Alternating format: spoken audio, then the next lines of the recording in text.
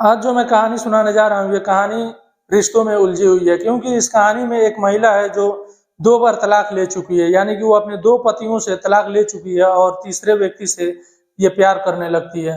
और जो ये तीसरे व्यक्ति से प्यार कर रही थी, वो उससे शादी भी कर लेती है और इस महिला के 2 बच्चे थे जो पहले पति से थे, जिसमें एक बेटी थी और एक बेटा था। ये इन दोनों बच्चों को लेकर अपने तीसरे पति के साथ रहने लगती है। कुछ दिनों तक तो ठीक गुजरता है, लेकिन अचानक कुछ सालों के बाद इस महिला के ऊपर एक हमला होता है और हमला इतना घातक था और इतना खतरनाक था, इस महिला की उस हमले में जान चली जाती है।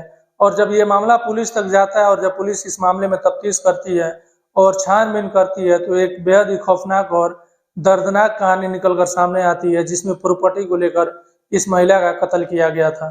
नमस्कार, सलाम, सत श्री अकाल। मैं मुस्तफा और आपका स्वागत है मेरे चैनल पर। आज जो मैं कहानी सुनाने जा रहा हूँ, ये कहानी कर्नाटक के बेंगलोर से है। बेंगलोर में एक इलाका पड़ता है, इलेक्ट्रॉनिक सिटी इलाका। इसी इलेक्ट्रॉनिक सिटी इलाका में एक रोड है, जिगनी रोड। इसी जिगनी रोड पर एक कार बड़ी तेजी से जा रही थी और इस कार के कुछ लोग पीछा कर रहे थे। ये पीछा करते करते इस कार को ओवरटेक कर लेते हैं और कार को रोक ली जाती है। और कार को रोक कर ये लोग अपनी कार से उतरते हैं और इनके हाथों में कुल्हाड़ी थी, तलवारें थी और ये लोग इस कार की तरफ जाते हैं। इस कार के पास पहुंचते हैं और दरवाजा खुलवाया जाता है कार का, और इस कार में से एक महिला को खींचकर बाहर निकाला जाता है। इस महिला के साथ उस कार में एक बेटा भी मौजूद था इस महिला का, जिसकी उम्र 16 साल थी, और इस महिला का एक ड्राइवर था जो कार चला रहा था। ये लोग मौका देखकर वहां से भाग जाते हैं और फिर इस महिला के साथ काफी मारपीट की जाती है, तलवारों से हमला किया जाता है और कुल्हाड़ी से हमला किया जाता है। इसलिए महिला बुरी तरह से घायल हो चुकी थी। जब हमलावरों को लगता है कि ये महिला मर चुकी है, तो ये लोग उस महिला को वहीं छोड़कर वहां से भाग जाते हैं। ये मामला पुलिस तक जाता है। जो 2 लोग इसमें से जान बचाकर भागे थे, इस महिला का बेटा और ड्राइवर, ये लोग पुलिस के पास पहुंचते हैं और जाकर रिपोर्ट दर्ज कराते हैं। पुलिस यहाँ आती है और यहाँ छानबीन करती है, लेकिन हमलावरों के बारे में यहाँ से कोई सुराग नहीं मिलता है। फिर पुलिस अब इस महिला को हॉस्पिटल भेजती है। अभी इस महिला की सांसें चल रही थी, लेकिन जब ये महिला हॉस्पिटल जाती है तो इलाज के दौरान इसकी मौत हो जाती है।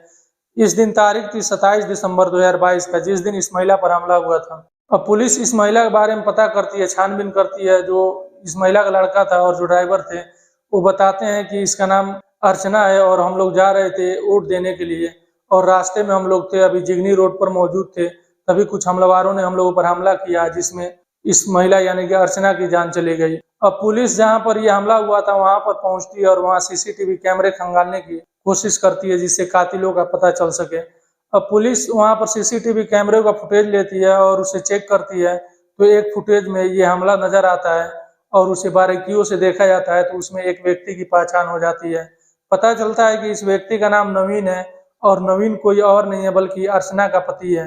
अब पुलिस को मुख्य आरोपी के बारे में पता चल चुका था और पुलिस नवीन को बड़ी आसानी से गिरफ्तार कर लेती है और उसे थाने लाती है। उससे पूछताछ होता है। पूछताछ में नवीन बताता है कि इस कत्ल में वो अकेला शामिल नहीं है, बल्कि अर्चना की एक बेटी है जो जिसकी उम्र 21 साल है, और वो भी इस कत्ल में शामिल है और उसके कहने पर ये कत्ल हुआ है।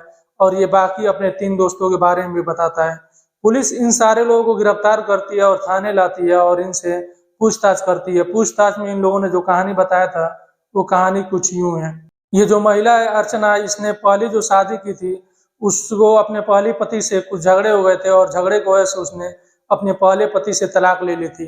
जब वो तलाक ली थी अपने पहले पति से, तो इसको मुआवजे के तौर पर तकरीबन 15 करोड़ रुपए मिले थे और इसके पिता के तकरीबन 40 करोड़ का प्रॉपर्टी था, जो अर्चना के नाम उसके पिता कर दिए थे। अर्चना के पास काफी पैसे थे और ये कोई बिजनेस करना चाहती थी। ये बिजनेस शुरू करती है रियल एस्टेट का, और रियल एस्टेट का ये बिजनेस करने लगती है।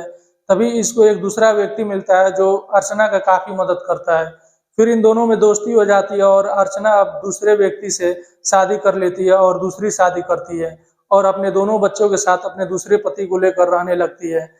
ये इसके साथ रह रही थी और कुछ साल गुजरते हैं, तभी पैसों को लेकर अब दोबारा अपने दूसरे पति और अर्चना के बीच में झगड़े होने लगते हैं, जिसकी वजह से अब फिर से इस महिला को यानी कि अर्चना को अपने दूसरे पति से दूरियां बनानी पड़ती हैं। जब दूरियां बनती है तो एक और व्यक्ति अर्चना से मिलता है और वो व्यक्ति था इन लोगों के साथ काम करता था और उस व्यक्ति का नाम था नवीन।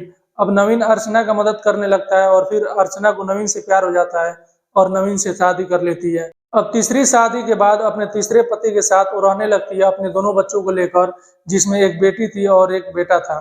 ये लोग रहते हैं नवीन के साथ और कुछ समय बीतता है, कुछ साल गुजरता है, तो नवीन की नज़र अर्चना की प्रॉपर्टी पर था, अर्चना के धन दौलत पर था।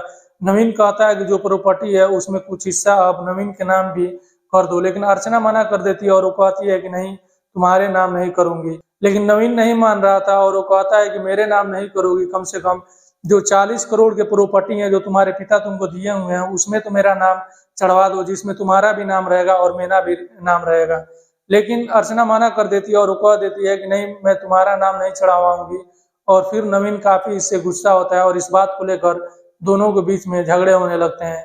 अब नवीन रास्ता तलाशने लगता है कि कैसे इस प्रॉपर्टी को हड़पा जाए और कैसे अपना नाम इन प्रॉपर्टी में डलवाया जाए। फिर इधर जब दोनों में दूरियां बढ़ रही थी तभी अर्चना को एक दूसरे व्यक्ति से मुलाकात हो जाती है और वो व्यक्ति था जिम ट्रेनर और उससे दोस्ती हो जाती है।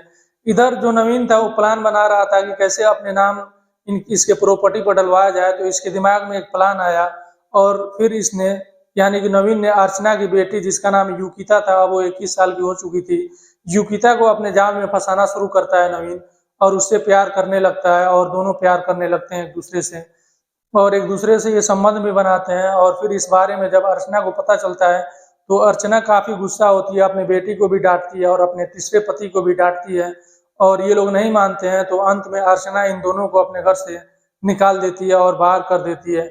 ये लोग कहीं दूसरे जगह जाकर दोनों लिव इन में रहने लगते हैं। जो नवीन था और जो नवीन की सौतीली बेटी थी, ये दोनों जाकर अलग रहने लगते हैं एक दूसरे घर में। लेकिन इनके पास जो पैसे थे वो खत्म हो चुके थे और अब खाने के लिए इनके पास पैसे नहीं बचे थे।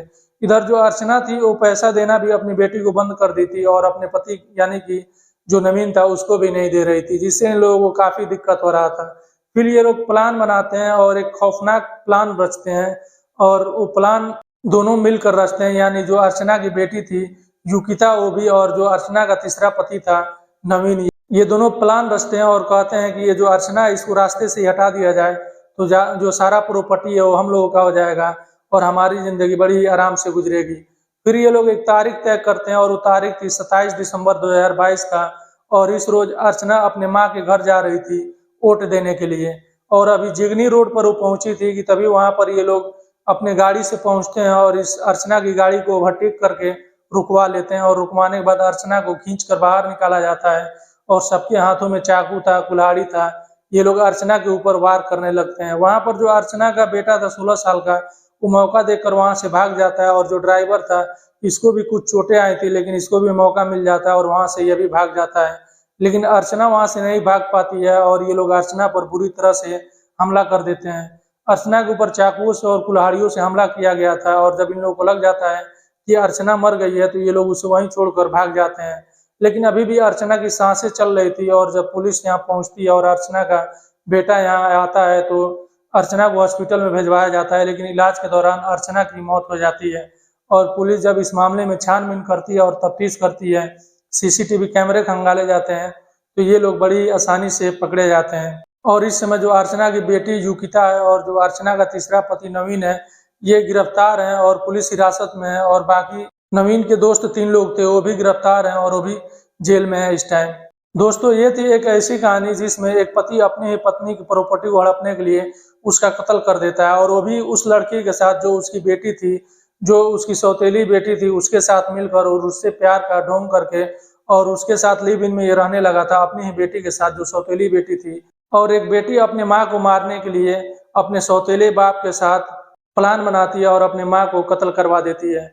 इस कहानी में रिश्तों का कत्ल होता ही है और साथ ही साथ एक उस बेगुनाह महिला का कत्ल हो जाता है जिसकी कोई गलती नहीं थी। वो उस महिला की गलती सिर्फ इतनी थी कि वो प्रॉपर्टी में से हिस्सा अपने पति को नहीं देना चाहती थी, क्योंकि ये सारी कमाई उसके मेहनत की थी और उसके पिता के प्रॉपर्टी था। लेकिन ये व्यक्ति चाहता था कि उस प्रॉपर्टी में इसको भी हिस्सा मिले और इस वजह से ये अपनी पत्नी को मौत के घाट उतार दिया। लेकिन इस समय तो ये लोग जेल में है और प्रॉपर्टी का अब एक हिस्सा भी इनको नहीं मिलेगा और जितने सारे प्रॉपर्टी है, जाहिर सी बात है जो अर्चना का बेटा है जिसकी उम्र 16 साल है उसी को सब ये प्रॉपर्टी मिलेगा। दोस्तों, ये कहानी आपको कैसी लगी कमेंट बॉक्स में जरूर बताइएगा और आपसे रिक्वेस्ट है कि मेरी वीडियो को लाइक कीजिए, शेयर कीजिए और चैनल सब्सक्राइब जरूर कर लीजिएगा।